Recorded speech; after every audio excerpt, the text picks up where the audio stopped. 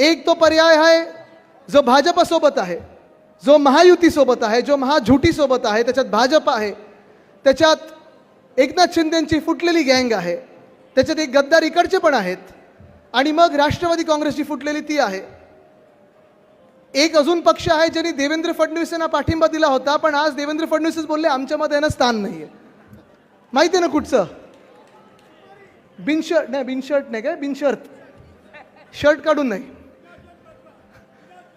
पण त्यांना हे कळत नाही की आज दुर्दैवाने, मी जसं वैयक्तिक टीका करणार नाही पण मनसेवर बोलणार आहे, खास करून बोलायला लागणार. आज त्यांनी बोलायला भाग पाडलेला आहे, कारण मनसे असा एक पक्ष झालेला आहे. कदाचित आपल्याला आधी वाटत असेल की मनसे म्हणजे मराठी माणसासाठी लढणारा पक्ष, मनसे म्हणजे स्थानिक भूमिपुत्रांसाठी लढणारा पक्ष. पण दुर्दैवाने अशी परिस्थिती झालेली आहे की आज महाराष्ट्रामध्ये मनसेची ओळख एकच आहे, गुजरातच्या भूमिपुत्रांसाठी लढणारा मनसे अशा पक्षाची ओळख झालेली आहे. आणि ह्याचं कारण एकच सांगतो, उद्या पाहिजे तर त्यांना कुठेही विचारा तुम्ही, अडवून रस्त्यात विचारा, कारण रस्त्यात चालतात ते, आपण काही चालत नाही, आपण पोहत जातो रस्त्यातून असं वाटतं. विचारा नक्की की ज्या मोदी साहेबांना लोकसभेमध्ये मनसेनी बिनशर्त पाठिंबा दिला होता, हेच ते मोदी साहेब आहेत ज्यांनी वंदनीय हिंदुराष्ट्र सम्राट बाळासाहेब ठाकरेंची शिवसेना पक्षाला फोडण्याचं पाप केलेलं आहे.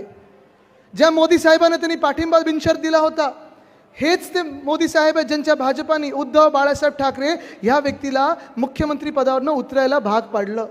हेच ते मोदी साहेब आहेत ज्यांना बिनशर्त पाठिंबा मनसेने दिला होता. आपलं सरकार पाडल्यानंतर, इथे 40 चोराला पळवल्यानंतर ह्याच महाराष्ट्रातून वेदांत फॉक्सकॉन 2.25 लाख कोटीची गुंतवणूक नेली होती गुजरातला. हेच ते मोदी साहेब आहेत ज्यांना बिनशर्त पाठिंबा ज्यांना दिला मनसेनी. त्याच मोदी साहेबांनी परवाकडेच वडोदऱ्यामध्ये रोड शो काढला. का तर इकडून महाराष्ट्रातून उचलून एअरबस टाटाचा प्रकल्प बघा कसा आणला गुजरातमध्ये, म्हणजे मनसेचा पाठिंबा या गुजरातला जाणाऱ्या रोजगाराला आहे. हेच ते मोदी साहेब आहेत ज्यांना मनसेने बिनशर्त पाठिंबा दिला होता. हीच ती भाजप आहे ज्यांनी बल्क ड्रग पार्क असेल, मेडिकल डिव्हाइस पार्क असेल, सोलार एनर्जी इक्विपमेंट पार्क असेल, आर्थिक केंद्र असेल, अनेक गोष्टी ह्या मुंबईतून असेल, महाराष्ट्रातून असेल, नेल्या गुजरातला. काय मनसेचा ह्या सगळ्या इथून गुजरातला नेण्यासाठी पाठिंबा आहे? जवळपास गेल्या 2 वर्षामध्ये 5 लाख तरुण तरुणींचे रोजगार, नोकऱ्यांच्या संध्या उचलल्यात ह्या भाजपानी आणि नेल्या गुजरातमध्ये, उचलल्यात मोदी साहेबांनी, नेल्या गुजरातमध्ये. मनसेनी जो मोदी साहेबांना बिनशर्त पाठिंबा दिला होता तो तिकडच्या गुजरातच्या भूमिपुत्रांच्या न्याय हक्कांसाठी होता. उद्या तुम्ही त्यांना विचारलं पाहिजे की ज्या फडणवीस साहेबांना तुम्ही बिनशर्त पाठिंबा दिलेला आहे, ह्याच देवेंद्र फडणवीसांनी आपल्या एकनाथ शिंदेना फोडण्याचं काम केलं, आपल्या पक्षाला फोडण्याचं काम केलं, उद्धव साहेबांना दुःख देण्याचं काम केलं. पण त्याहूनही पलीकडे जर आज या महाराष्ट्रामध्ये कायदा सुव्यवस्थेची परिस्थिती एवढी बेकार झाली आहे की पोलिसांवर पुण्यामध्ये हमले होतात, महिलांवर जसं पाहतो आपण बदलापूरमध्ये अत्याचार झाला तर 10 दिवस FIR घेत नाहीत. ह्याच एकनाथ शिंदेंनी आणि ह्याच देवेंद्र फडणवीसांनी जरांगे पाटील साहेबांवर लाठीचार्जची ऑर्डर दिली होती. याच एकनाथ शिंदेंनी आणि फडणवीस साहेबांनी वारकऱ्यांवर लाठीचार्जची ऑर्डर दिली होती. दुर्दैवाने आज मनसेनी त्याच फडणवीस साहेबांना पाठिंबा दिला आहे. आज आपण पाहिलं पाहिजे की ही लढाई जी आहे आपण महाराष्ट्र म्हणून लढत आलो.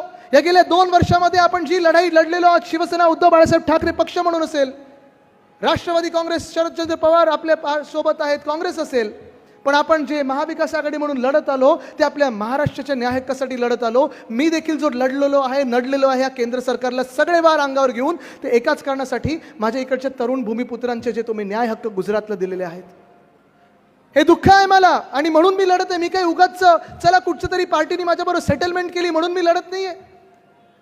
पण कोविडच्या काळात कुठेही नाही, कोविडच्या नंतर कुठेही नाही, ह्या सगळ्या आंदोलनामध्ये कुठेही नाही, महाराष्ट्रातून सगळं काही चाललेलं गुजरातला तेव्हा कुठेही नाही.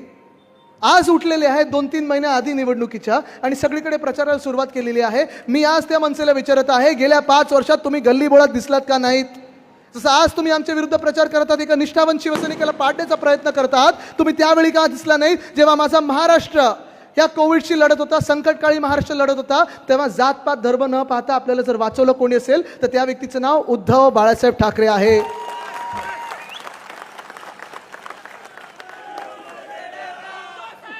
फक्त तेवढंच नाही तर कोविडचा काळ चालू असताना, अर्थचक्र बंद पडलं असताना, जागतिक अर्थचक्र बंद पडलं असताना आपल्या महाराष्ट्रामध्ये 6.5 लाख कोटीची जर गुंतवणूक कोणी आणली असेल त्या व्यक्तीचं नाव उद्धव बाळासाहेब ठाकरे आहे. या महाराष्ट्रात कोळीवाड्यांचं सीमांकन कोणी सुरू केलं असेल आणि स्थगिती ह्या भाजपने दिली, पण सीमांकन आपण सुरू केलं आणि आज आपण पाहतोय हेच ते कोळीवाडे आहेत. मग माहीमचं असेल, वरळीचं असेल, बदवर पार्कचं असेल, आत्ता वर्सोवात जिथे होतो तिकडचं असेल, धारावीतलं असेल, शिवडीतलं असेल, महाराष्ट्रात 7 जिल्ह्यात कोळीवाडे आणि गावठणं आहेत. पण हे सगळं एकनाथ शिंदेना आणि भाजपला, ज्या भाजपला मनसेनी पाठिंबा दिलाय त्याच भाजपानी कोळीवाड्यांना आता क्लस्टर डेव्हलपमेंटमध्ये आणायचा निर्णय घेतलाय. विशाखाताई, तुम्ही एकदा तरी पाहिलंय का की भाजपचा कोणी आमदार, मिंदे गटातला आमदार किंवा मनसेमधला कोणी ह्यांनी ह्या ड्राफ्ट हाऊसिंग पॉलिसीला विरोध केला? मी त्यांना सांगितलेलं आहे कोळीवाड्याला हात लावल तर याद राखा, आम्ही आमचं सरकार बनल्यानंतर पहिल्या दिवशी त्या ड्राफ्ट हाऊसिंग पॉलिसीची होळी काढू. कारण जसं तुम्ही अदानीच्या घशात मुंबई टाकत आहात तसं तुम्ही कोळीवाडे देखील अदानीच्या घशात टाकायला निघालेले आहात. आम्ही शिवसेना म्हणून लढणार आणि जिंकणार तुमच्या विरुद्ध. आमच्या मुंबईला आणि महाराष्ट्राला तुम्हाला हात लावू देणार नाही. ही लढाई काय फक्त शिवसेना पक्षाच्या अस्तित्वाची नाही आहे, ना आमच्या ठाकरे परिवाराच्या अस्तित्वाची, ना राष्ट्रवादी काँग्रेसच्या अस्तित्वाची आहे. ही लढाई आपला महाराष्ट्र म्हणून ओळखलं जाणार की भाजपामुळे, मनसेमुळे आणि एकनाथ शिंदेच्या चिंदी चोरांमुळे अदानी राष्ट्र होणार की गुजराष्ट्र होणार, ही ती लढाई आहे. राहिली गोष्ट मिंदेंच्या गद्दारांची, मला वाटतं मागच्याच वेळी आपली दुसरीकडे सभा चालली होती तेव्हा विशाखाताईंनी